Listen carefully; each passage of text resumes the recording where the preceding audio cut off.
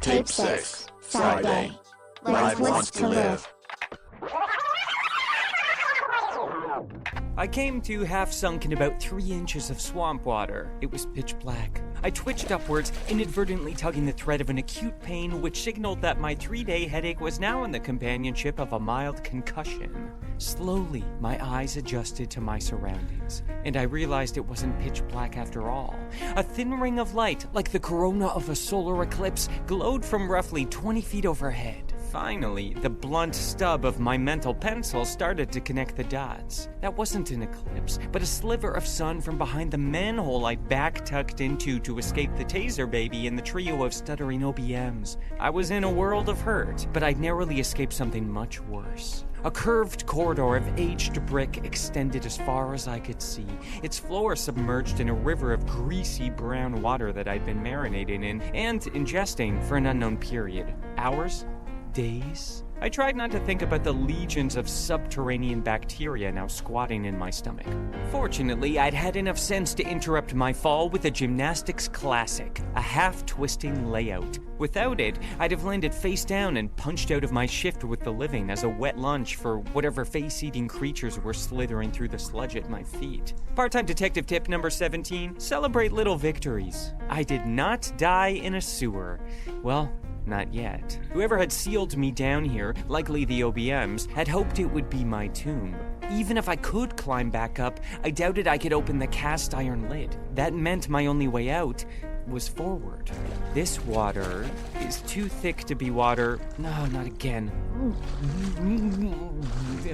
Hey, Ruby? But my walkie-talkie watch wouldn't blip. I ran my hand over its black mirror and felt cracked glass, likely busted during my underground game of part-time detective plinko.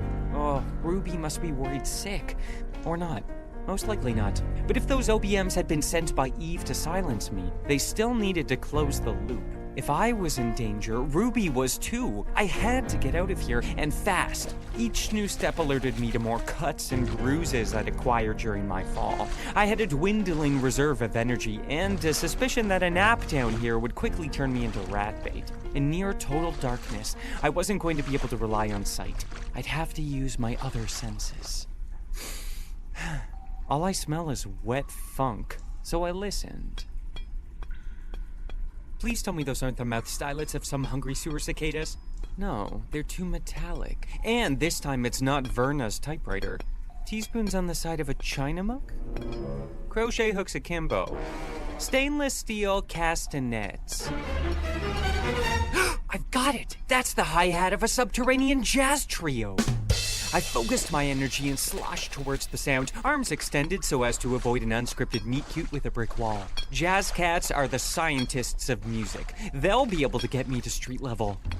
A mellow light glowed from just beyond the next corner. I could already see it. Mid-century floor lamp next to some kind of syncopated fern. A few of my fedora-wearing brethren lounging on a corduroy sofa. Beady-dum. Yeah, man. My jazz enthusiasm propelled me as I burst forward to find 3 guys and some dirt. The sound had not been the sophisticated snap of a hi-hat cymbal, but the wimpy clicks of a trio of pickaxes.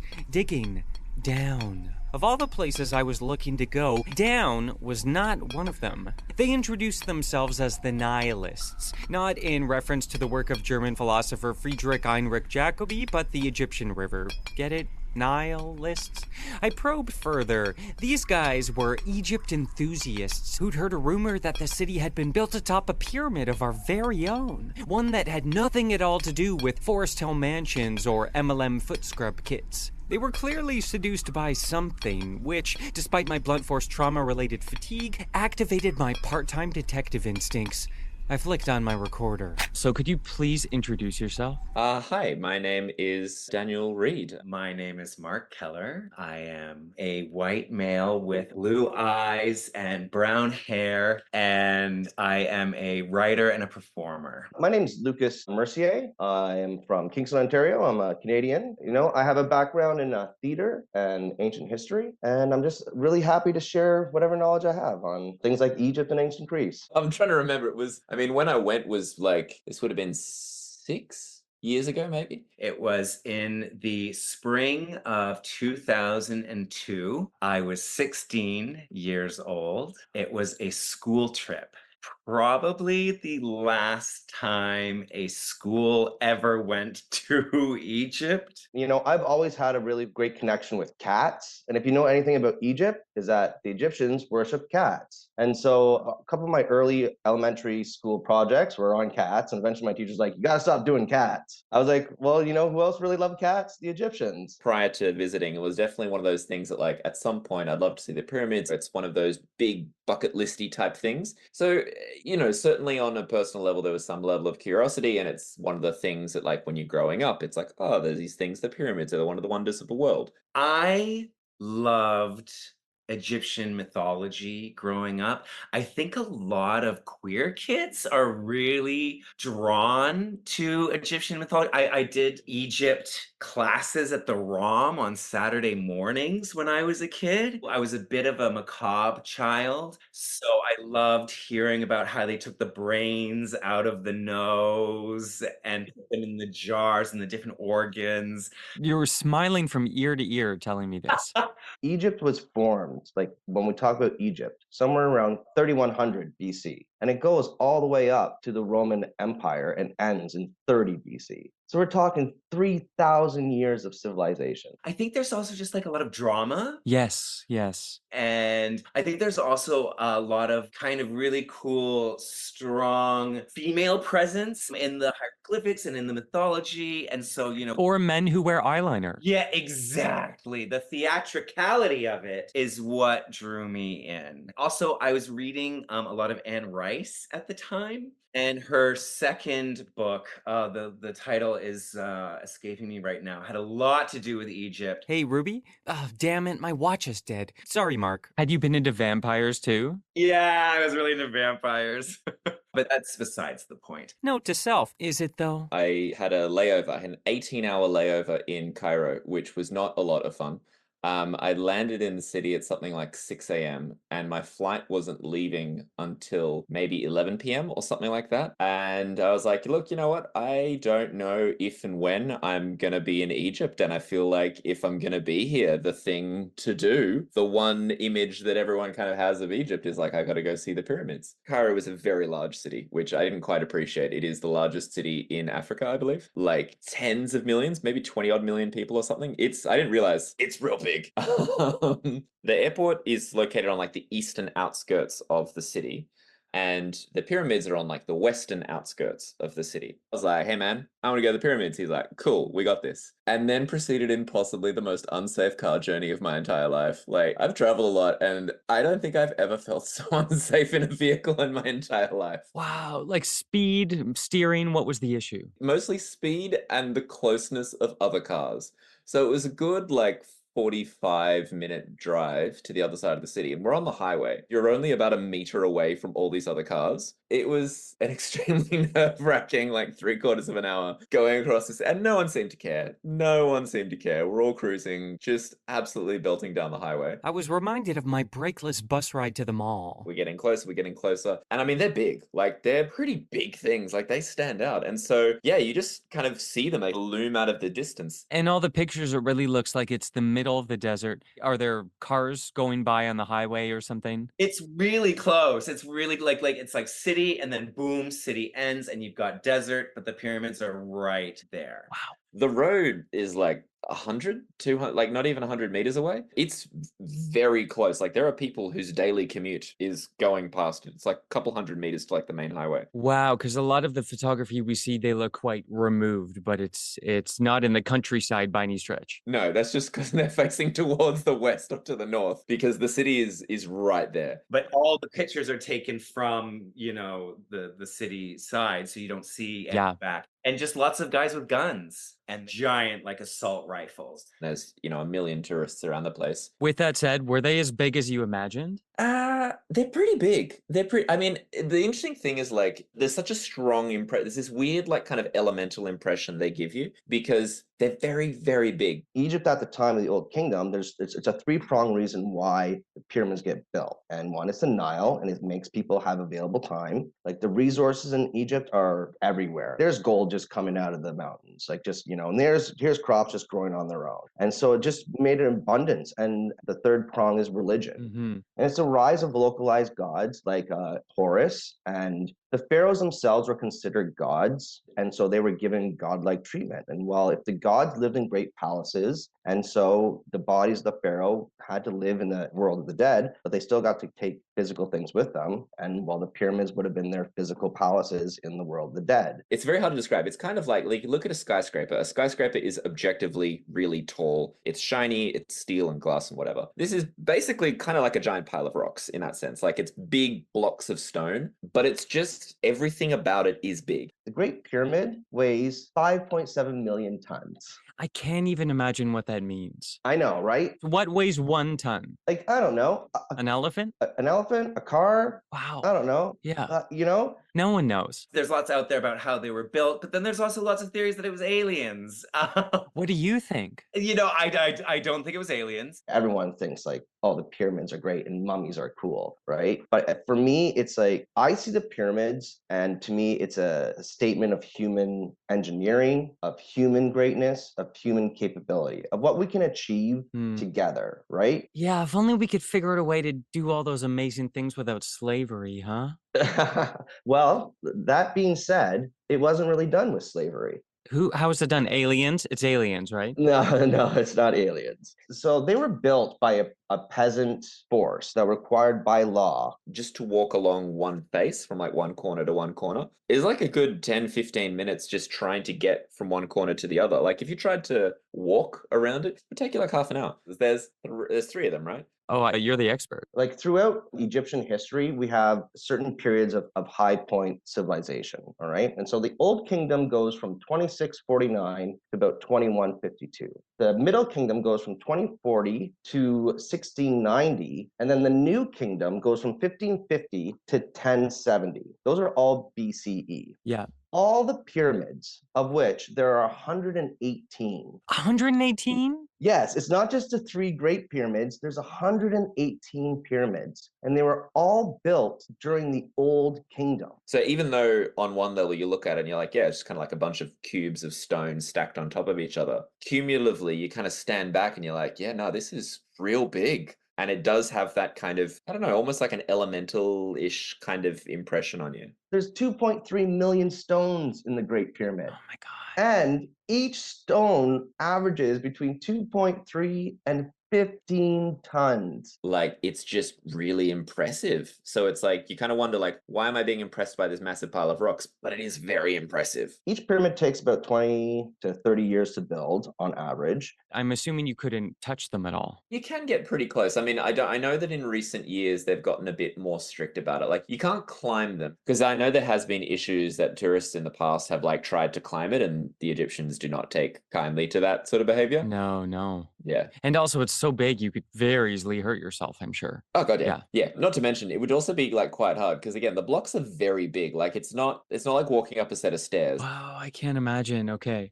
So, like, what's the difference between a pyramid and a Great Pyramid? Pretty much size. Okay. So, yeah, the step pyramid, the first one, it's really big. It's humongous. But then the wealth of the pharaohs at times, even though the old kingdom of that pyramid was very powerful and very wealthy, each pharaoh had its own, sway over the population. And so the Great Pyramids, they're the biggest. And we went inside the pyramids. Oh my God, you did as a child? Yeah, well, you got to go in. You get to go in one. What did you see? Nothing. That's the thing. There's not.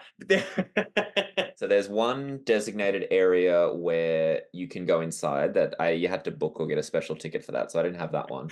It's this huge structure, and inside is just a room where they had, the sarcophagi, but there's not much in there. And I think if there's aliens, maybe there'd be more going on in there. If you like for the Great Pyramid, like you just have a shaft that goes in and then it goes to the sarcophagus room. And maybe off that, there's like maybe one or two other rooms. So most of it's just brick. Like there's not that much space inside. It's not like hollow, like a Kinder egg. No, it's all stone. I'm going to show you this. Do you see how tiny that is? That is a photo of like a little crawl space into the pyramid. Tiny, tiny. And I was tall even as a 16-year-old. And I even scraped my back up a little bit because my back was right up against. So if you're claustrophobic, going into the pyramids is not a fun experience. Right. I guess usually you'd be dead. Yeah. So it wouldn't bother you as much. Most of the work was curb appeal for the pyramids. Yeah, it's just kind of like, sure, we probably know people want to go in, so you can go in, but there's not much there. Did you see the Sphinx as well? I didn't know. So I basically hadn't done enough research, and I knew the Sphinx was around there somewhere, but I was also kind of being harassed by people who wanted to sell me things and they wouldn't go away. So Did you see the Sphinx as well? Yeah, it's right beside the pyramids. It's right there. What was the Sphinx like? That was incredible. Really, really incredible. It was the first time that I traveled somewhere where I was in a land that was so different from what I knew. And so seeing something like the Sphinx, seeing something so incredibly huge, incredibly majestic, the pictures don't do it justice. It is giant. The Sphinx is giant. The Sphinx is huge. Wow. I thought it was small. No, that was Okay. one thing that I was really surprised by, was how incredibly massive it was. Yeah. Can you go inside the Sphinx? I don't think there's anything in the Sphinx. Oh, well, that seems like a missed opportunity. Mark showed me another photo. Wow, that is huge. Isn't it big? And like a nice sort of Velma from Scooby-Doo haircut. Yeah. We love that. There's a really famous battle that Napoleon fought, and it's like Napoleon in front of the pyramids. Didn't happen. What? They didn't fight anywhere near the pyramids. Like the pyramids are so big that maybe they could have seen a little tiny pyramid in the background, but it's not like they were fighting between the pyramids, and that whole idea that like Napoleon shot the nose off the Sphinx, that's all made up. Right. If you could ask the Sphinx any question, and this is for real, like really think about this one. If you could ask the Sphinx one question, what would it be? I feel like she's smart. She knows things. She's seen things. Yeah. But anticipate you're going to get a cryptic answer. Maybe this isn't the most creative question, but I have to ask, like, what's the purpose? Yeah. What's it all mean? Because I think she's the only one that knows. Yeah. It was the first time that I'd gone somewhere that was just another world. And it opened my eyes up. You realize just how small your part of the world is, how small your section of the universe is when you go somewhere that is just unlike anything that you have known or will know again. Mm-hmm. So you kind of got dwarfed by, in a lot of ways, by the at a young age. At a young age, right? By the magnitude, the scale that shifted everything for you.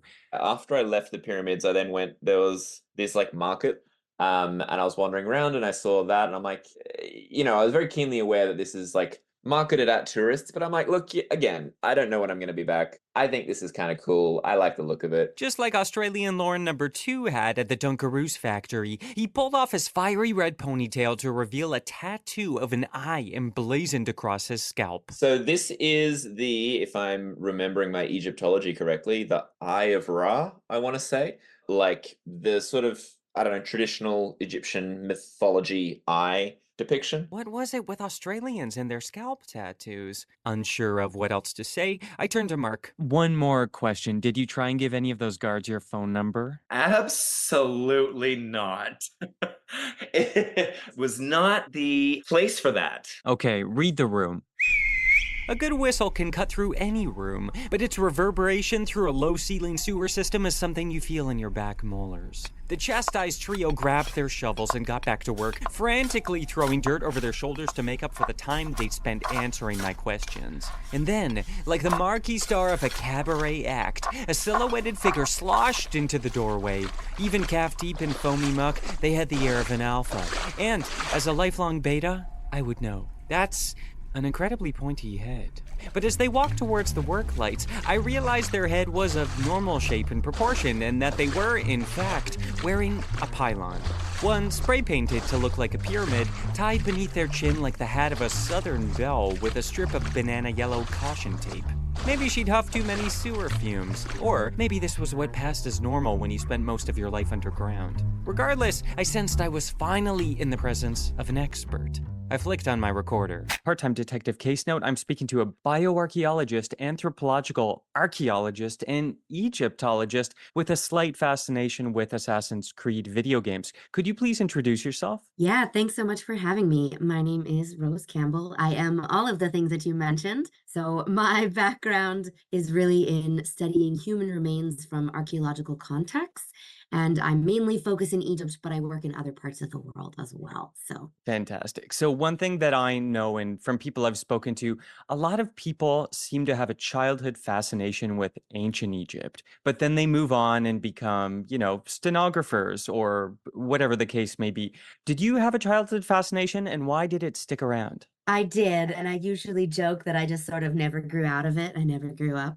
Unlike people who get, quote unquote real jobs. Like stenographers? Like stenographers, exactly. Yes. I did love ancient Egypt as a child. I really came at Egyptology through mythology. I've always loved stories, not just Egyptian. I loved the children's versions of the Greek and Roman myths until I got older and read the adult versions, which are substantially more traumatizing, but still interesting. But I find mythology really interesting because I really am interested in how we as people try to make sense of things that we don't understand, and how we try to tell stories to make sense of the world. And so I think that's kind of how I got into Egyptology. I'm really fascinated by that, and I just kind of never grew out of it, I guess. I'm really interested about that relationship between sort of fact and fiction and myth and the real story. Do you think that myth can inform your work, or do you just have to sort of discard myth as a distraction? Oh, that's a good question. At the end of the day, I am a scientist,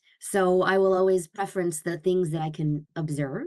I do think it's really important to remember that that is not always the whole picture. There's a lot that we can't see and test. And, I had an advisor who always used to say, people are messy. We don't fit neatly into math equations. And so Yeah. I think there's a place for myth and story as long as you use it with caution and understand it for what it is. But we have to be skeptical with science too. That's the whole point, right? I see. All of it needs to be kind of pressure tested for myth and truth. Yeah, I think there has to be room for what people believe to be true, but I do think there has to be some room for the I don't know. Yeah. And I think sometimes that's where myth lies, and that's okay. What were sort of the large-scale infectious threats in ancient Egypt? Were they infectious diseases? Were they something else entirely? It can be hard to tell for all of the wealth of information that we have from ancient Egypt. It can be difficult to detect infectious diseases, and especially in human remains that have skeletonized. So there's no soft tissue, no skin, no organs.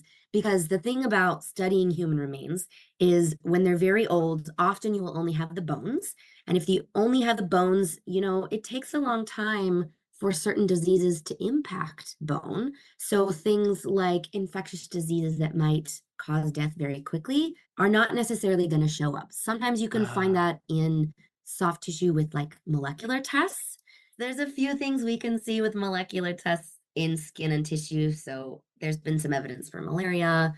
There's been suggestions of smallpox. With my watch still broken, I tried to make a mental list of all the things I'd need to ask Ruby when I got back to the surface, mostly about diseases. But with bones, it's mostly chronic conditions that you have for long enough that they affect your skeleton as well.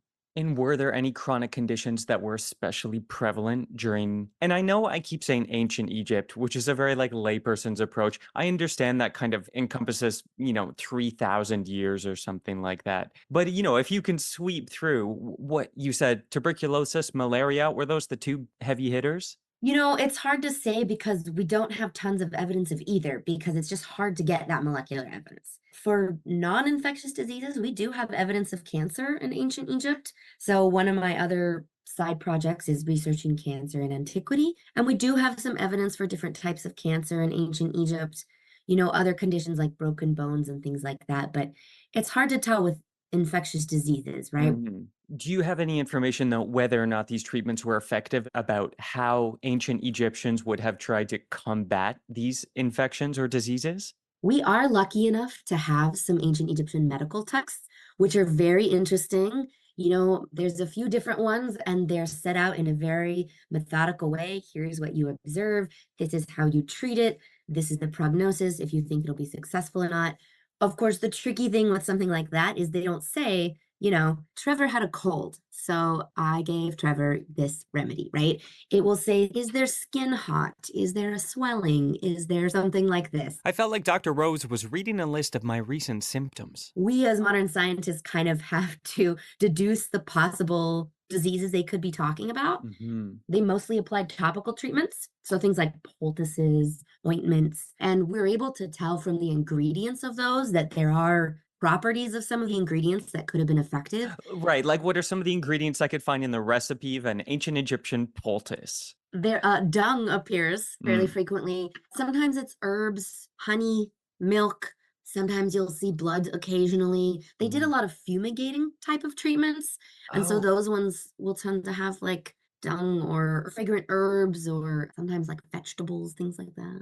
fumigating being the kind of thing where you have like, I'm sitting by smoke, like a citronella candle kind of thing? Kind of. Sometimes it's a little more invasive. Depends on what you're suffering from. Okay. But yeah, you would kind of, burn Like it. a pipe in an orifice kind of thing. Is that what Sometimes. we're talking? Okay. Sometimes it seems like that, yes. Yeah. Sometimes you would breathe it in, and sometimes you would combine it. So those ones probably less effective. Got it. And you said vegetables. Any Mhm. specific vegetables or fruits that are mentioned a lot? Let's see. They sometimes mention certain types of cucumbers. They'll sometimes put things like barley or wheat in there. Not a ton of fruit, but sometimes they will mix things in if you have to like drink a remedy, for example. Right. Because the dung has sort of like a forward forward notes. Little bit, yeah. Yeah. Okay, so you said it's a mix of some sort of, more fictitious, fantastical treatments with things that are maybe a little more science-based, science at the time. Do any of those and I know from the names that are familiar that you've said, but do any of those big diseases or afflictions still exist today? Are there some that were, specific to ancient Egypt that died with the civilization? That's a good question. Offhand, I can't think of any that necessarily died with the civilization. Diseases, especially infectious ones, tend to be resilient and they, mutate, as we saw done with COVID-19. A lot of ancient societies, including Egypt, didn't necessarily practice internal medicine and have the abilities that we do to understand how viruses spread and how germs work and things like that. So we have much better treatment. Yeah, that sounds right. And I think one of the medical practices we most know, it's not a medical practice really, but the old tongs in the nose to pull out the brain, which I know is sort of a body preparation thing after death, where there are a lot of sort of weird invasive surgeries done at the time. No, actually. So we don't really have evidence for a lot of Egyptian surgery. They don't appear to have cut into living bodies.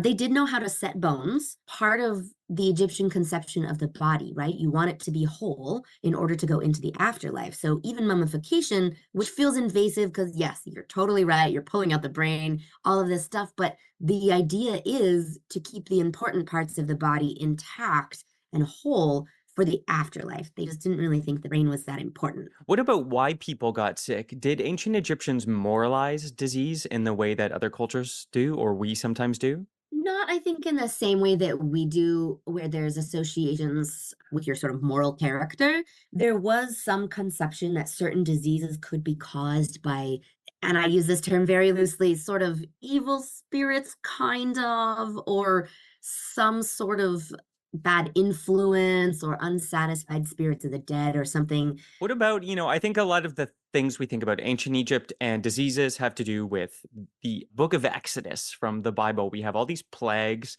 and a lot of the time these stories actually grew out of historical events that were, sort of adapted or maybe just completely misunderstood. Is there any real world precedent for rivers of blood or locusts storming the world or things like that? There are precedents for that. And I think, you got to be careful because people believe what they believe. But things like, for example, the rivers of blood, there's been some speculation that we know that there are algae in the Nile River. Sometimes those algae are red. It could be that there was a massive algae bloom and it looks like blood, right? Even in the United States, there was a giant wave of, I think it was cicadas earlier this year. It was a super brood. Yeah, Yes. 2 super broods at the same time. This is the thing, right? So these things do happen. I think, they were recorded in a particular way for a reason, but I do think a lot of them, there could be another explanation besides divine intervention. Right. Like, yes, that's a perfect example that you brought up in that, if we had a little less information than we do now, and we still don't have a lot now, but if those super broods of cicadas were coming, we would, possibly think it was divine, a punishment Yeah. perhaps. If you don't know that they rest for however many years and then all emerge at the same time, it probably does feel like a supernatural act that these suddenly millions and millions of cicadas are appearing out of nowhere. I mean, yeah, certainly they're loud. So anyone who's living near that probably especially felt like punishment. So this is my last question. You are someone who deals with the past now, specifically ancient Egypt. If you were living in ancient Egyptian times, what do you think your job would be? Would you still be an archaeologist who just dealt with, 5,000 years before? Is there a dream job in ancient Egypt you'd want? Oh, nobody's ever asked me that question before. That is a great question. I mean, the reality is most people in ancient Egypt were farmers and peasants. So it would just be some farmer somewhere. Farming, at least in ancient Egypt, farming is difficult anywhere, but the soil in Egypt is very fertile. It's beautiful there when, everything gets very green when it's blooming, and then there's the desert right next to it. So I don't know that farming would have been such a bad gig, Maybe you could be a farmer and have like an ancient Egyptian Etsy shop for your There you go. handicrafts that you make. Yeah. Yeah. Thank you so much. Well, gosh, I sure have learned a lot, and I really appreciate you taking the time to educate me. My pleasure. Thank you so much for having me. This has been really fun. Dr. Rose politely informed me that her trio of laborers had union-controlled shifts, and if they had any hope of reaching the Ben, that's the small stone at the top of a pyramid, her team needed to stay on schedule. It's quite a life you've carved out for yourself down here. I work in other parts of the world as well, so. Sure. I left the crew to their dig and continued my journey through the sewer, looking for the inner city septic equivalent of an exit sign. Listen, I'm a realist, but part of being a part-time detective is the willingness to believe that anything is possible. Sometimes that can pull me towards the edges of, if not the supernatural, the semi-natural. The moment ancient civilizations got dragged into this case, it unleashed a whole box of birds in my mind. Rivers brimming with Oneg blood, the proto-Lego of alien architects, and, bugs working from a shared agenda. But talking to Dr. Rose had reminded me that most things have a perfectly logical explanation. And if I'm honest, this thought was almost more disturbing. I might prefer a river of blood to a massive algae bloom saturating our primary sources of fresh water, snaking unseen through the pipes of every major metropolis, belching spores like a kid blowing bubbles in their chocolate milk until... Oh my god. Reality was worse. Humankind could reason with an Old Testament god, but a massive algae bloom did not negotiate. I thought of what Aurora had told me back at the old De Pena estate. She considered the outdoors as not necessarily being a caring place. You're just in a place where there are a bunch of elements that might impact you. It didn't feel like it was necessarily targeting me, but it didn't necessarily feel like it was trying to do me any good either. I saw it now. Nature was more dangerous than nurture. Human initiative, however perverse, could be reasoned with, but a blood-red algae bloom didn't seem interested in peaceful coexistence. It had an obstinance you could smell. In fact, I could smell it right now. The distinct scent of something fungal, something breathing. I became aware of not quite a light, but a visible aura. A mist-like shift in the pigment and density of the space around me, barely discernible, a slow yet unmistakably circular stirring of the air. Another figure, above some kind of garbage can? Is she wearing a pylon too? That's not a pylon. Good God, Ruby? Not quite. Laser lips. Your watch is busted. I'm likely a mix of memory and mild psychosis. And whatever hallucinogens I've been breathing in since I arrived underground. Speaking of hallucinogens, get a load of that bubbling cauldron. Psychotic memory hallucination, Ruby. Let's call them PMH, Ruby, was right. Whoever this was, they were brewing something awfully sour. My parched mouth puckered, likely a symptom of severe dehydration. But was I desperate enough to drink that? You should probably flick on your recorder. I did. Part-time detective case note. My head was too foggy to remember the number. I'm speaking to a kombucha master. Could you please introduce yourself? Yes, my name is Nancy Silverman. I also go by Kombucha Queen Nancy, and I am a kombucha brewmaster. How did you get into kombucha brew mastering? Is that what I say? Sure. I like to think of myself as a self-appointed queen. Basically, it started with a thirst, no pun intended, a curiosity about kombucha that then turned into a YouTube rabbit hole that then turned into several months of horrific trial and error. And I made so many mistakes that when I got it right, I felt confident that I knew how to do it. And I'm speaking to you, so I know it turns out well. But certainly one of the things I think with the art of fermentation is you're essentially sort of walking that line between food and poison. So how do you learn how to walk that line? You're absolutely right. At first, I disguised my fear as generosity, and I would give my kombucha to friends and family and say, here, try this.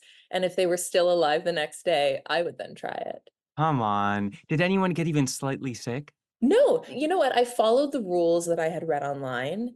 And ultimately, kind of my number one rule when I'm teaching people how to brew kombucha is if it tastes bad, don't drink it. And I think our bodies know when poison is present. And if it tastes funky, if it smells funky, if your senses are telling you something is off, don't put it in your mouth. And I think that's a good lesson for life as well. Honestly think that applies to so many things, but kombucha already has a funk to it. Like, for example, sometimes I've opened a jar of kimchi or something else fermented, and, I smell it, and my lizard brain is like, we honestly don't know. This smells like there's a red flag. I don't think there's really any way to be sure, especially since, unless you're making kombucha in an incredibly sterile environment, I don't think there's any way to be sure, especially since kombucha can become alcoholic if over fermented, and you are working with a live culture. So you really just have to roll the dice and hope for the best. Okay, perfect. So if you could, in a sentence, explain, you're using terms like live culture. In a sentence, if you can explain, what is kombucha? So kombucha is a beverage. So let's say our base beverage is tea.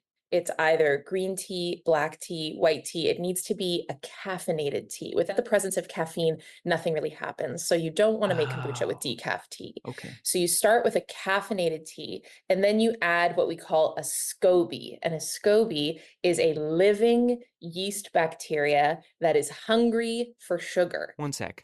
PMH Ruby, am I still dreaming you? You tell me. Oh boy. Okay, can you look up the word SCOBY? I hear it, but I can't see it, It's an acronym, but as I'm a mix of psychosis and memory, I'll give you 3 possible definitions and you'll have to choose. Okay. Saturate concoction of brined but edible elixir. 2 B's and 2 E's. That's more like SCOBY. Seems improbable. Sweetened compound of blended yuck. Come on, what is this, a cartoon? Symbiotic culture of bacteria and yeast. That's the one. Sorry, Nancy, you were saying? And the reason why the caffeine is relevant is the caffeine creates kind of a hospitable environment for the SCOBY to thrive.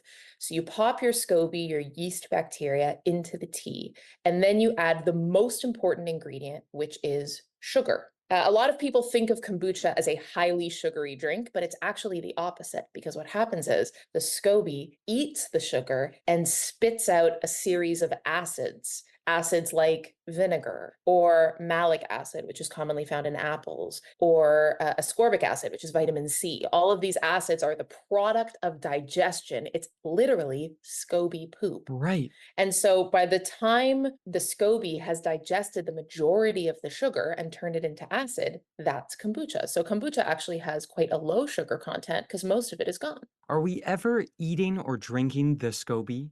Yes. So the SCOBY is a probiotic bacteria, which means it's super good for you, and it also multiplies. So as you brew kombucha, the original SCOBY is kind of floating within the tea, but a new SCOBY forms on the top surface of the liquid, almost like a skin. And that also prevents mold from forming. So it's kind of there's a two-pronged attack there where a new SCOBY forms, which creates more hungry mouths, so to speak. And then Yeah. it also creates an airtight seal on the top of the liquid. And lots of little SCOBY particles are existing in the kombucha itself when the fermentation is complete, which is one of the reasons why it's so good for you and why it can settle an unhappy tummy. Okay, so each time you brew a batch of kombucha, essentially the old SCOBY is kind of dissolving or going into the kombucha and a new SCOBY takes its place. Is that sort of what's happening? I would say the old SCOBY continues to exist and the new SCOBY is in addition to. So the SCOBY over time gets bigger and bigger and bigger. Okay, is there a parasitic relationship between the SCOBYs? What's their dynamic? It's kind of like a mother and offspring dynamic. In fact, the large SCOBY that you put in the tea to begin the process is called the mother. Right, like a bread starter. It's the same kind of idea. Sure. Okay, so two questions, and I'm really working through, I guess, a personal reaction I'm having to this whole thing. But how big and how old can a SCOBY get? So a SCOBY can continue to exist for as long as you feed it. Eventually, SCOBYs become, I guess there's no other word other than tired. Like the mouths in the yeast, this mouth analogy, I know I'm beating it to death, but the mouths that eat the sugar just get less hungry after a while. They've had enough. They've had enough. So in theory, you can brew kombucha with a SCOBY indefinitely, so long as you continue to feed it regularly and you keep it in an environment where it's comfortable, aka a caffeinated beverage. But eventually you'll find that your brewing slows down. So you want to eventually you go from using the mother to using, let's say, a mature baby. Yes, let's say that. And you may have alluded to this, but I'm still kind of putting this structure together in my mind. What can go wrong if you don't feed the SCOBY enough, if you feed it too much? Like, what are you watching out for? I would say the number one error is one of the byproducts of SCOBY digestion is carbon dioxide. So if you're brewing kombucha in an airtight vessel, you're basically creating a bomb. Right. So a lot of people, when they're starting off, they brew their kombucha in a mason jar and they screw the lid of the mason jar on. And you can do that, but if you're not burping that jar every day, eventually so much carbon dioxide builds up that it will just explode. It will explode. Yeah. Okay. And then the SCOBY just like shatters apart. Yeah, I mean, it's definitely happened to me before where the glass will break. It won't fully, kaboom, but it'll Yeah. crack, and then I'll come home to just kombucha all over the floor and a broken jar on the counter. In a room smelling like vinegar. Yeah, exactly. So I'll usually cover the jar with a paper towel, or coffee filters work really well because they don't let any bacteria in, but they do let the CO2 escape. I'd say that's the number one mistake. Okay, that makes sense. Right. Because you would think I got to protect this mother and child. Sure. And the number two mistake is not enough sugar. Okay. A lot of people, when I tell them how much sugar is required, which is about a quarter cup per liter, Wow. it sounds like a lot of sugar, and people go, "Oh, well, I don't With want what frequency? to." Just one time. Okay. But if you're drinking a liter of kombucha, it did at one time have a quarter cup of sugar in it. So people go, "Oh, well, that's like more than Coca-Cola. I don't want to drink that. That's not good for me." And they don't realize that by the time they consume it, that sugar won't really exist anymore. So Yes, by the time you drink it, it's going to be poop. It's gonna be poo exactly, and then without enough sugar, the SCOBY has nothing to digest, and so the liquid never turns into kombucha, and because there isn't enough acid present, because not enough sugar has been turned into acid, the liquid becomes basic and is way more prone to bacteria. Right. So without the sugar triggering the poop, you're going to get mold. That's right. Okay, I think I'm following. But you said brewmaster, and so I'm assuming you kind of rose through the ranks of kombuchaism. How did your journey continue, and what did it lead to? It started with I started brewing in larger quantities, and then some of my friends really liked what I was making, so I started making it in kind of larger containers and just giving it away. Then I started selling it, but just to friends because I wasn't brewing in a proper kind of certified kitchen. Yeah. And then friends and friends of friends and people from work were asking me how to make it. And it was actually upon the encouragement of a close friend of mine who said, you should write this down. You should write your method down. You should write the science down. Because I'm not just interested in making it. I want to know the why behind Mhm. how does this fermentation happen? All the questions you're asking. So I did some proper research and then I started putting together a workshop series and I sold them online and started leading workshops all around Toronto and started teaching truly hundreds of people how to make their own kombucha. I mean, I've done them in all kinds of different venues, on the floor in a room at a yoga studio. I've done them in boardrooms at co-working spaces. I did one in the fermentation room of a brewery. I did one in it might have been a knitting store.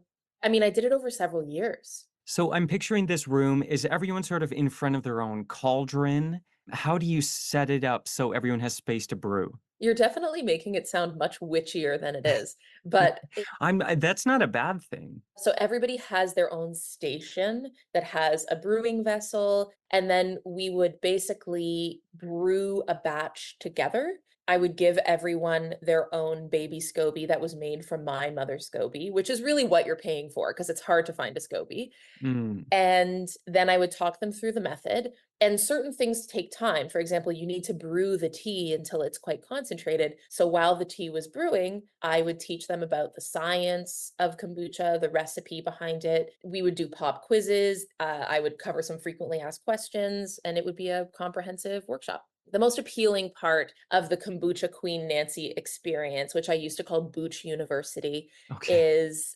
is that everyone from my classes would have access to my DMs on Instagram, and if they ever had any questions, they could just text me pretty easily. And even there were a few people that would write me and say, I killed my SCOBY by accident. Can I have another one? And then I would arrange a meeting with them to give them a replacement SCOBY. And what do you transport a SCOBY in? If I was going to meet you on the corner to get a replacement SCOBY, what would the vessel be? Usually a glass jar with a good amount of kombucha in it so that the SCOBY can kind of swim happily in an environment that makes it comfortable. The last thing you want to do is just take a SCOBY in a naked jar. I don't think it would do very well. Like a dry SCOBY. Yeah. Yeah. And I think, for people who are not kombucha literate, seeing that on a subway or a bus they call the cops. Well, a SCOBY looks like a big booger.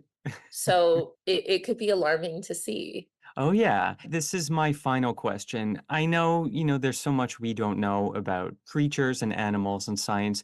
As this SCOBY grows, this living organism, is there any sentience to it at all? No, no. I mean, it grows so slowly that if you were to sit and stare at it, you wouldn't notice the change. You only notice the change if you kind of walk away for a couple days and then come back. But no, you can't see it breathing. It doesn't know you're there. It has no, I would say it has very little sentience, if anything. But it does desire sugar, like it has a want. I don't know if it feels crisis if it runs out of sugar. That's right. My anxiety is my own. I cannot project it on the SCOBY. I'd say that's fair. No, I think the SCOBY, I mean, life wants to live. So the SCOBY wants sugar, but I don't know if there's a desperation to that want. I think it's just an inherent want. Just an inherent want. Well, if it's good enough for the SCOBY, it's good enough for me. Nancy, thank you so much. This has been so informative, and I'm both thirsty and afraid of that thirst. It has been a pleasure. Happy to inform. Suddenly, Nancy's SCOBY burst from the cauldron in a fit of chemical effervescence. The SCOBY, I mean, life wants to live. It feels crisis if it runs out of sugar. Sugar. Oh my god, it needs sugar. I don't have any sugar. Sugar! Feed me.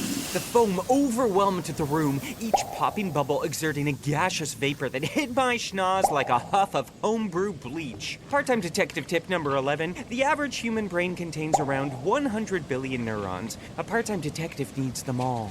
I stumbled into the toxic froth, falling onto my side, and became aware of a strange cylindrical object pressing against my hip. And, since I certainly wasn't happy to see this ravenous foam SCOBY, a banana! The banana that Lady Pim had given me for breakfast back in Skid Row. Distracted by the fire, I'd never had the chance to eat it. I pulled it from the pocket of my trench coat to find an overripe slug drunk on its own ethylene. Here goes nothing. Knock, knock. Who's there? Banana. Banana who? I whipped the sticky fruit into the pursed O of the SCOBY's skinless lips, peel and all. Sugar! The SCOBY rocketed backwards in pleasure, the displaced kombucha bursting forth in a tidal wave of sugar poop. Nancy's cauldron bobbed away like a life raft in a sea storm. The brewmaster herself was nowhere to be seen. Oh God. At least she died doing what she loved. Pour one out for the kombucha queen. Mama! The SCOBY chased after her, propelled by grief and its own sweet excretions. Finally, its sludge receded, leaving the room coated in sticky film and... oh my God. At its center, a human figure coiled like a fetus, glistening with a slick of sugar water and congealed yeast bubbles. Positively embryonic. The figure stood as if reborn, wearing a beautiful two-piece bathing suit, rusty tiara, and a waterlogged sash that read, Triple Crown Baptizee. I flicked on my recorder. Part-time detective case note number 88. I'm speaking to someone who was baptized 3 times. Could you please introduce yourself? I'm Ryan Kelly. Nice to be here. Ryan, why don't we start at the beginning with your first baptism? What led you into that? So I think what led me into my first baptism was my family religion that I was born into, which was Christian, Irish Catholic. I was raised by, well, not exactly raised by, I was sired by a man who was Irish Catholic.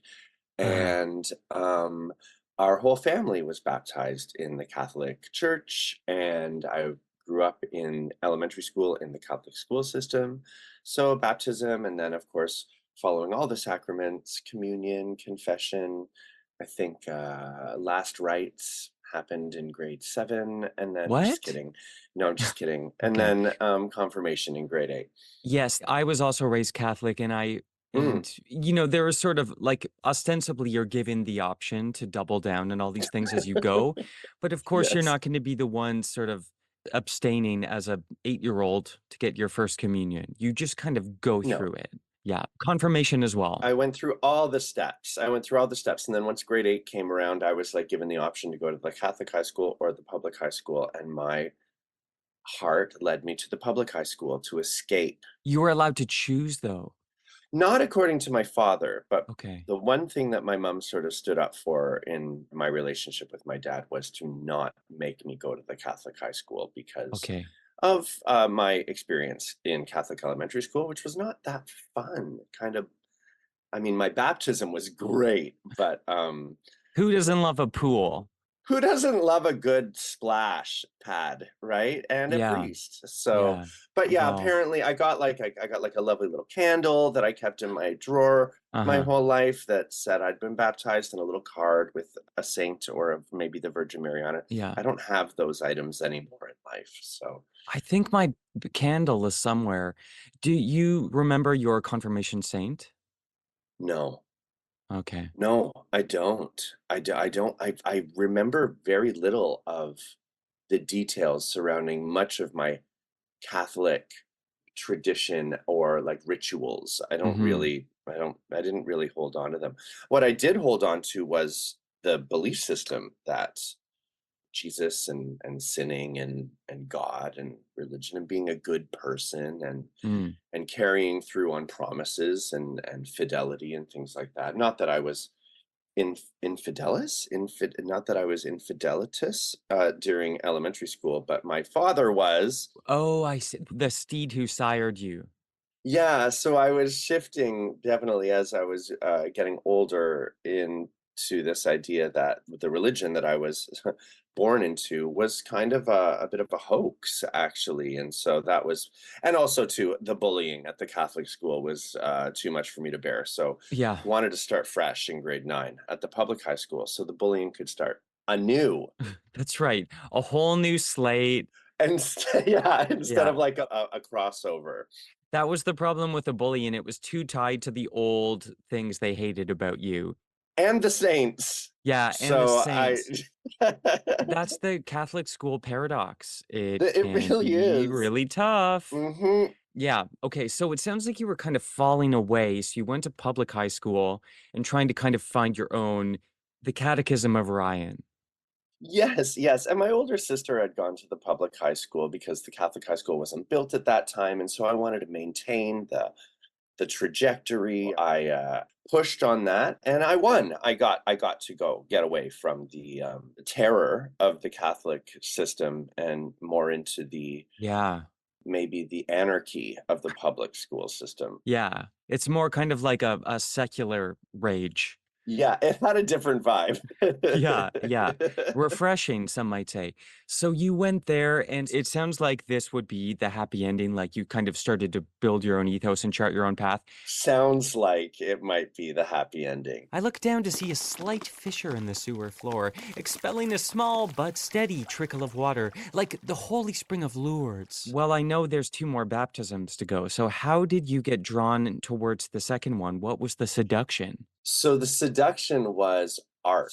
The seduction of the next stage in my spiritual journey was art, definitely. Grade 10, I'm in a history class and I'm chatting with this classmate of mine, and she mentioned that she was in a choir on Wednesday nights. Part-time detective tip number 29, never go with an alto to a second location. And I was like, oh, that sounds really fun. And it was called Zimrath, which means something in Hebrew, but I'm not exactly sure. PMH Ruby, are you still there? Damn it. How am I going to remember to ask what Zimrath means? Sorry, Ryan, go ahead. But it was a Christian youth choir that took place at the Baptist church. And because home life wasn't awesome and my outlook on God or belief hasn't really changed, I thought, well, what's the big difference between going to a Catholic church and going to join a youth choir for extracurricular and artistic purposes when their spiritual beliefs sort of line up with mine anyway? Okay. What I didn't know was the indoctrination. So that became a real lifestyle for me in high school. Once I joined Zimrath, Wednesday nights, well, of course, before Zimrath, there was Wednesday night youth Bible study. So why wouldn't I just go with that if the Bible study kids were going to Zimrath anyway? So I went to that. And then, of course, there was Friday night and Saturday night, like fellowship and youth group events, and then Sunday morning church and Sunday evening church. So eventually it just became like a whole sort of integration that my life made into finding community. And so were these kids being nice to you too? Oh yeah, they were great. They Right, okay. were great. So you had the sanctuary and you got to sing. I got to sing. We weren't the most popular kids. I mean, we were part of the interschool Christian fellowship group as well at school, which meant we were like top tier popularity. That's right. You wore those Letterman jackets on Fridays. Like one above the theater kids and or one below the theater kids, depending on what holiday presentation was happening at school. That's right. Yeah. How much you'd embarrassed yourself the day before. Right. So, but the kids were nice. And yeah, I got to sing. And then as I began to invest in my relationship with this new church, I Mm. was invited to teach Sunday school. I was invited to perform on Sunday mornings on the worship team, singing and leading the church in singing. We had a band on stage. It was one of those like early 90s hip Christian churches with like a set of Yeah. drums on the stage. Oh, I know those churches well. Also, when you say worship team, all I can picture is, do you know when Whitney Houston sang the national anthem at the Super Bowl and she's wearing that full body windbreaker? Yes. That's what I Yeah, imagine no, you all we wearing. did not have windbreakers, but we did have robes. Okay. Wow. Wow. And tambourines, and like it was our God is an awesome God, you know, Cool all church. that. Yeah. Yeah. Cool, very cool church. So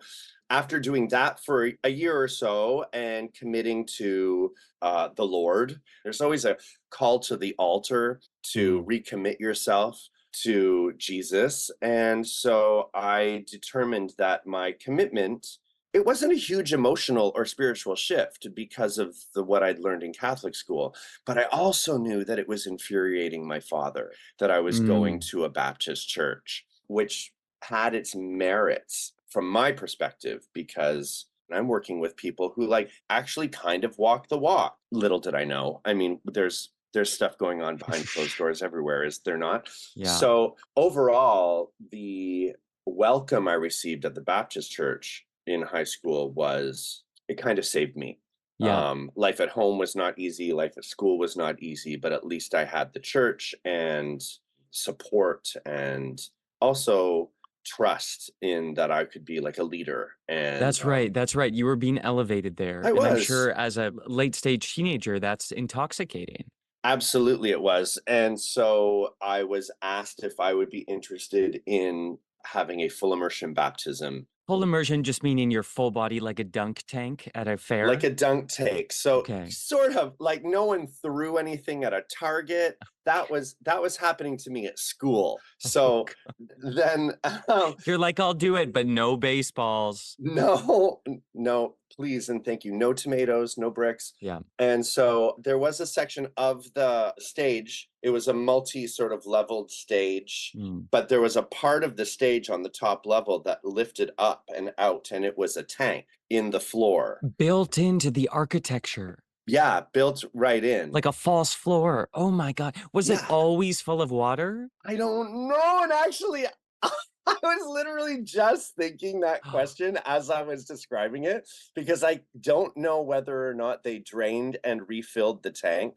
I would hope so. I would hope so, because the water would get, you know, like you see a koi pond at a Pan-Asian restaurant, and that thing is just full of algae. And that's the last place I want to put my feet or my body. If you full immerse in that, you'll get a contagious disease. Yes, please. And so no koi, no algae. Yeah. But me and my pastor with a microphone in the water. That's very dangerous too. Well, you know, and in robes. And it was an outward display. I can't find the right word for it. It was an outward sign of an inward change. Yeah. Okay. And so it was about like crossing your arms or across your body, and the pastor holding you. Like you're going to go down a water slide or something. Yeah, pretty much. Or go to sleep as a vampire. Note to self, stop leading the witness, Campbell. Or be dipped by Fred Astaire, you know, in a 1920s movie musical. So it was very measured. Yeah. And so they say the words, you know, Hecate, no, whatever they say, I can't remember. And then the full dip back into the water and then come on up, and the crowd roars, everybody cheers in the auditorium. And that was my second baptism at around 17 or 18 years old. The initial crack in the floor had spread, and the water, strangely clear amidst so much muck, was up to our ankles. It's so interesting just because you've done that before, rather than just say, like, you come up on the altar and you say, I'm all in again. And I've already done the bath. I think it's interesting. It's interesting that you say I'd done it before, because I don't feel like I did the first baptism. It was done to me more than anything. I think I was far too young to make the actual choice. And so there was something sort of autonomous about making this decision, about committing to a spiritual journey or a spiritual system.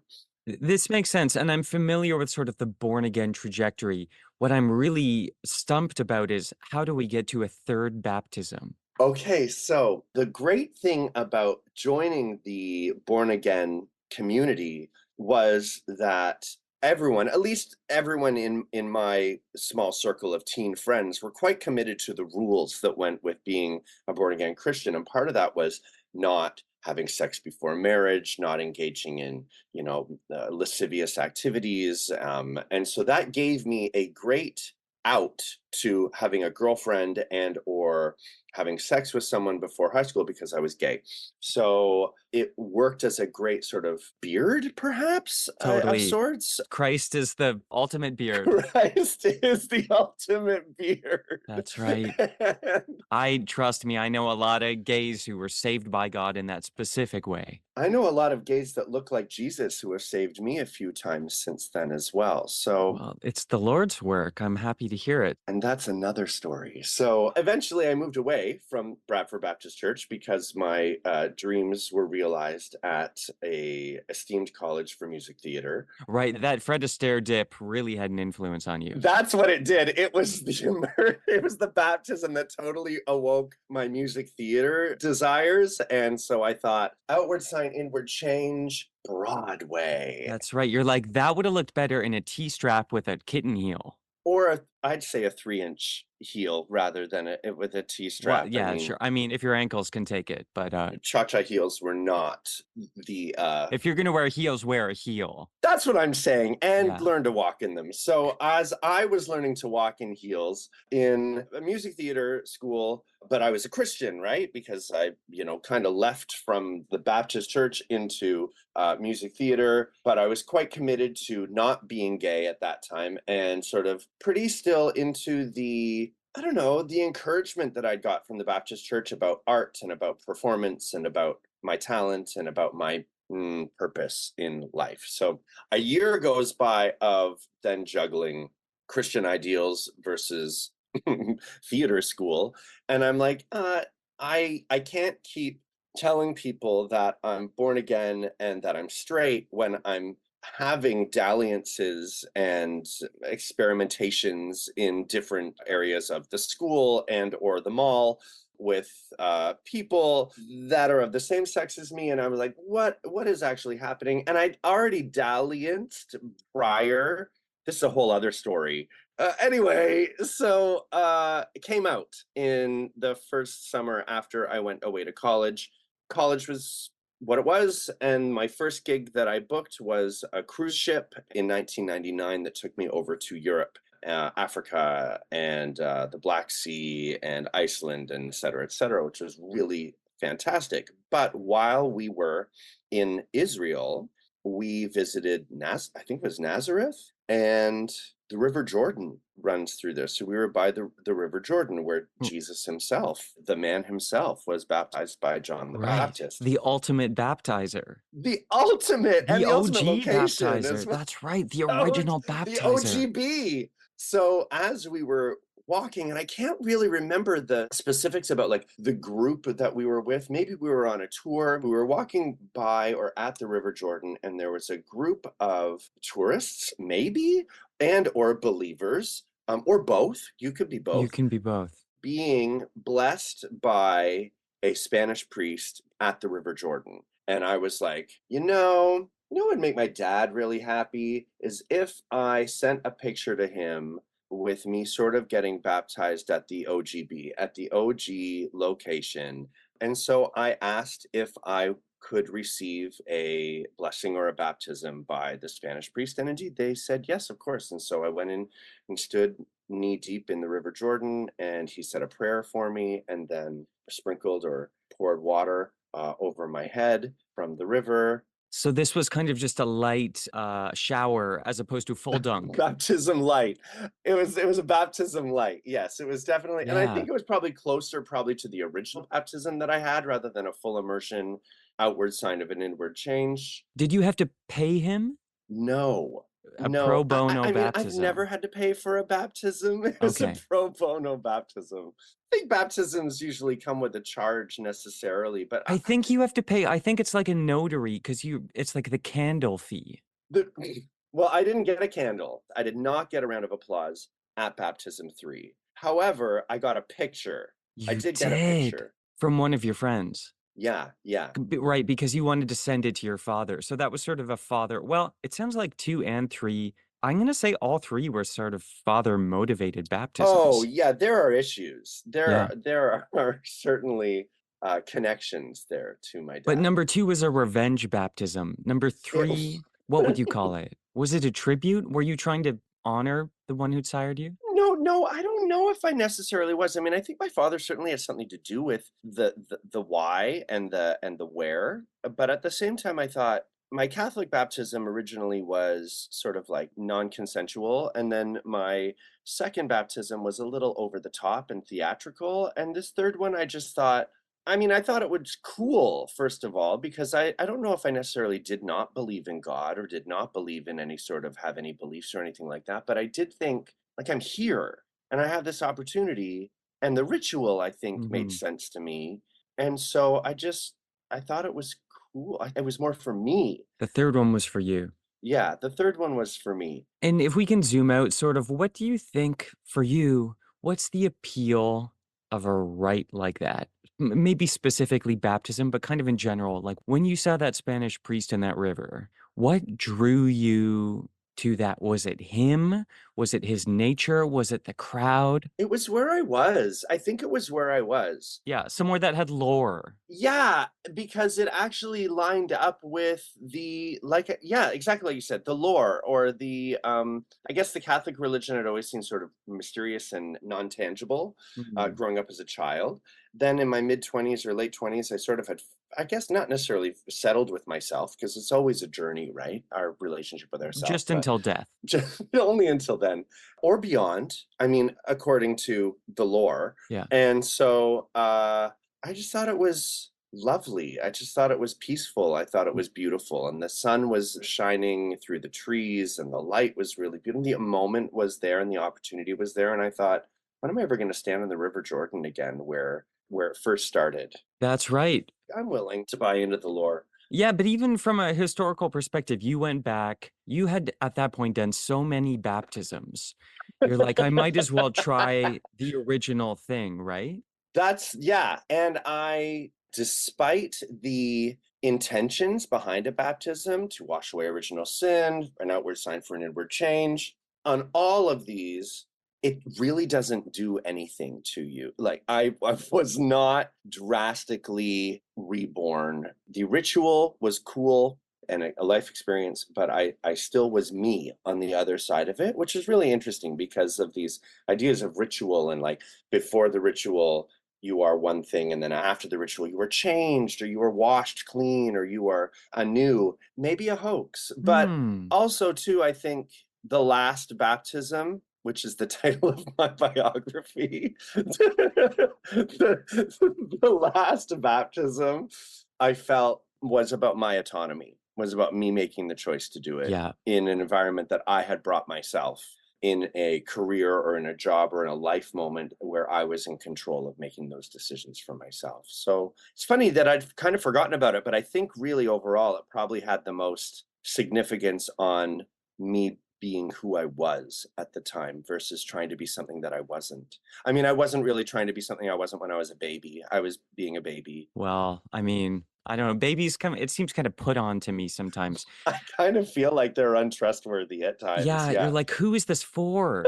Anyway, so the third one as well. So did you feel like it was still religiously motivated, or was it sort of a self-actualizing right, Mm. not necessarily tied to a religion? Yes, I think it was more about self-actualization and not about the Catholic or the Christian religion Yeah. necessarily. I wouldn't call it necessarily secular because I mean, unless secular means non-spiritual, like it was still sort of like Okay, trying to right, be like a okay. spiritual sort of experience or like a deeper than just the ice bucket challenge. Like it wasn't the ice bucket challenge. It had a certain emotional Did you do the ice bucket challenge? Because that could have been another baptism. no. I wonder if that counts. It I guess it does, but I never did the ice bucket challenge. I do shower. So I mean, beyond the actual baptisms themselves, we are washed Right. on the regular. That's at least one baptism a month. at least. I'd been so engrossed in Ryan's story that I hadn't noticed the continuous supply of water from our sewer chamber's ad hoc central font was setting the stage for what would become Ryan's fourth baptism. We seemed to be on track for an entirely different biblical experience, and the only pair of animals I was confident I could find on such short notice was a couple of rabies-laden rats. Ryan didn't seem to mind the water. In fact, he smiled benevolently as the developing current carried him away down a tunnel towards capital G God knows where. Full immersion baptism. It sure is. I hope you're a strong swimmer, Ryan. The sewer, whose stench was already formidable, achieved a 5-star stink as the persistent current hauled a loose parade of garbage through the sewer's antechamber. Wait a minute. Part-time detective tip number 38. A current is just water with somewhere better to be. This, I realized, could be my ticket out, but only if I was able to keep my head above water. I was still too weak to swim and wasn't in the mood for drowning. A beady-eyed rat bobbed past atop a floating takeout container, and I realized that if I was going to stay afloat, I'd need an ark of my own after all. I watched the trash pass as the water rose, quickly appraising the seaworthiness of each escape vessel. Styrofoam board, too fragile. Plastic broom handle, what am I, a witch? Rusty bike frame, more like the good ship Tetanus Pop. Oh my god, that's a dead body. Actually, it was a department store mannequin. Without hesitation, my lizard brain pushed me from my submerged rocky foothold, and I clung to the human figure like a koala, scaling a not entirely unattractive human-shaped tree. My muscular companion and I were whisked through one tunnel to the next, the natural pull of the water confidently navigating the maze of pathways, always aware of the way forward. And down. We're going down? Why down? Any final thoughts? Who's there? It's me, underneath you. The mannequin? You're in shock, so your mind has permitted this small psychic fissure in an attempt to avoid a full-blown break. Yeah, I've been here before. So I guess this is a good thing? It's amazing what the human mind is capable of when it comes to survival. I want to survive. On that note, you're squeezing me incredibly hard, and I'd appreciate it if you could keep both your hands above my waist. Sorry, I thought that was my torso attachment fitting. Anyway, it does calm me to know that we're going through this together, even though I know we're not. That's a predictable human response. Many of your species would prefer recognized fictions to unfamiliar facts. And though your fantasies are cliched and indulgent, they do occasionally save you from extinction. It's happening right now. Well, sure, there's a certain magic in a good lie, but ultimately, we're hungry for the truth, aren't we? We want to know when we're being deceived, even if we allow it. I mean, we only let the magician saw the lady in half because we know it's a trick. My people have never been impressed by that one. What I mean is, we love a good mystery because we know there's a solution. But only because you believe that you could be the one to solve it. Your human queries seduce you because your ego demands that the universe has an inherent order, albeit guided by science, the gods, or a neoliberal-aligned vision of fate. If you don't know the solution, at least someone does. Or something. I suppose you're right. But what if that's not true? If there's no order? Or no answers? Then this whole case was a waste of time. Just this one? Listen, don't think about it too much. It's really not that complicated. Oh, that's exactly the kind of thing a model would say. Things will make sense later. Or they won't. But I think you're ready to get back to your mystery. We turned a corner and a bright white circle exploded into view. I considered the distinct possibility that, once again, I was already dead and hurtling towards the entrance to the afterlife, but no. I squinted to see sky beyond the aperture of the tube's opening, an opening which was rushing towards me and my mannequin at a startling pace. Listen, I know there's never a great time to do this, but I feel like you really get me. Can I have your phone number? That's exactly the kind of thing a human would say. No, you can't. Even as an inanimate object, I'm out of your league. Now, hold your breath and accentuate the positive, detective. Didn't you say you loved a ski jump? I erupted from the tube like an ignited spark from a Roman candle, soaring hundreds of feet into the air, momentarily hovering at the top of my arc, like the reincarnation of Icarus in the orbit of the sun. I was terrified, but it was beautiful. I've traveled a lot, and I don't think I've ever felt so unsafe in a vehicle in my entire life. I'm not sure we can call this sexy, waterlogged mannequin a vehicle, but yeah, this is gonna hurt. I will choose to distract myself by reviewing my notes. I have to ask, what's the purpose? What's it all mean? I don't know, I've always loved stories. I think there's a place for myth and story. No. As long as you use it with caution and understand it for what it is. No. Hey, no fighting between the voices in my head. I need one of you to chair this conversation. I am a white male with blue eyes and brown hair. That's your pitch to be chair. I am a kombucha brewmaster. I am a scientist. Let's go with Dr. Rose. I felt confident that I knew how to do it. You can be chair next time, Nancy. Dr. Rose? I find mythology really interesting because I really am interested in how we as people try to make sense of things that we don't understand and how we try to tell stories to make sense of the world. I think a lot of queer kids are really drawn to Egyptian mythology. The soil in Egypt is very fertile. Right. A lot can grow there. Things like barley or wheat, certain types of cucumbers, not a ton of fruit. I was hoping she'd say bananas. What else? Diseases, especially infectious ones, tend to be resilient and they, mutate. Uh-huh. And? The one image that everyone kind of has of Egypt is like, I gotta go see the pyramids. I guess you could say they grew. It grows so slowly that if you were to sit and stare at it, you wouldn't notice the change. There's lots out there about how they were built, but then there's also lots of theories that it was aliens. I will always preference the things that I can observe. There's 118 pyramids, and they were all built during the Old Kingdom. I'd always thought there were only 3. In recent years, they've gotten a bit more strict about it. It's not just the 3 Great Pyramids. There's lots out there. Like tens of millions, maybe 20 odd million. Talk about a pyramid scheme. You gotta be careful because people believe what they believe. I kind of feel like they're untrustworthy. It's a statement of human engineering, of human greatness, of human capability, of what we can achieve together, right? They're very, very big. Like, how big?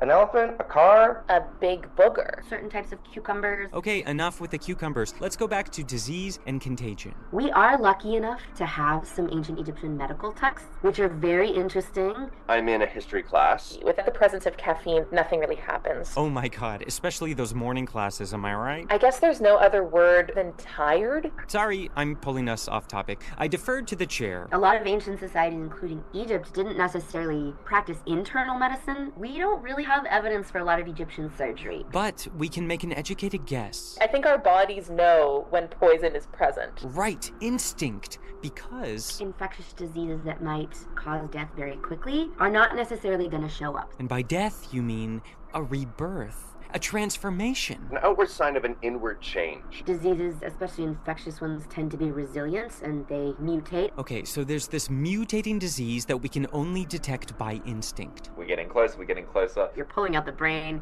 But what's the source? Sphinx, the Sphinx. The Sphinx. The Eye of Ra. Like a dry SCOBY. What? SCOBY in a naked jar. That's all made up. No, let her speak. I think the SCOBY, life wants to live. The bodies of the pharaoh had to live, and while the pyramids would have been their physical palaces in the world of the dead. Or beyond. According to the lore. An Egyptian SCOBY. The original baptizer. The OGB! Or OBM. It does desire sugar. Sweet blood. You should write this down. You should write your method down. You should write the science down. Yeah, don't worry, I'm recording this. It takes a long time for certain diseases to impact bone. But a SCOBY has no bones. It's the perfect vector. No. Outward sign of an inward change. No. Outward sign for an inward change. So the SCOBY over time gets bigger and bigger and bigger. It's kind of like a mother and offspring dynamic. Like Eve and little Sherbert. And if you wanted these newer, bigger SCOBYs to spread as fast as possible, how would you do it? I would give everyone their own baby SCOBY that was made from my mother's SCOBY. Friends and friends of friends and people from work. And these SCOBYs, real or metaphorical, these mothers and children proliferate, unseen, infiltrating everything until... A revenge baptism. You're basically creating a bomb. All from a baby. Let's say a mature baby. When I was a baby, I was being a baby. Baby is baby. Mom is mom. Love is love and dog is dog. I gotta protect this mother and child. We're getting closer, we're getting closer. Okay, team, we are seconds to impact. Any final thoughts? In order to go into the afterlife. Crossing your arms across your body. Like you're gonna go down a water slide or something. So you can go in. You can go inside. So I crossed my arms and cleared my mind. And the sun was shining through the trees and the light was really good. And the moment was there and the opportunity was there. And I thought, I wonder if God looks like Carrie Strug. and the sun was shining and the opportunity was there. Wait a second. That's not the sun. What is that? A bird? A frisbee? Ah, that's a UFO.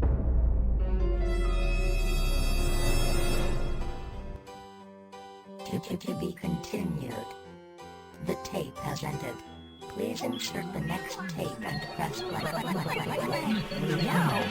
Queerial is presented by You Made Me Queer and the Sonar Network. It's written, produced, and sound designed by me, Trevor Campbell, editing by me and Harlow Castillo, and mixing exclusively by Harlow. This episode featured Mark Keller, Lucas Mercier, Dan Reed, Dr. Rose Campbell, no relation, Nancy Silverman, Ryan Kelly, Nug Nargang, Johnny Walker, and a text-to-speech avatar named Kimberly as Ruby 3000. You can learn more about them and their work in our show notes. Our theme and all of our music is by Kritty. For more for work, check out lavenderbruisers.bandcamp.com. You can find extra clues and case notes for this episode at trevorcampbell.ca/Queerial. We're on Instagram at YouMadeMeQueer. If you want to stay on the case, subscribe to Queerial in your favorite podcast app.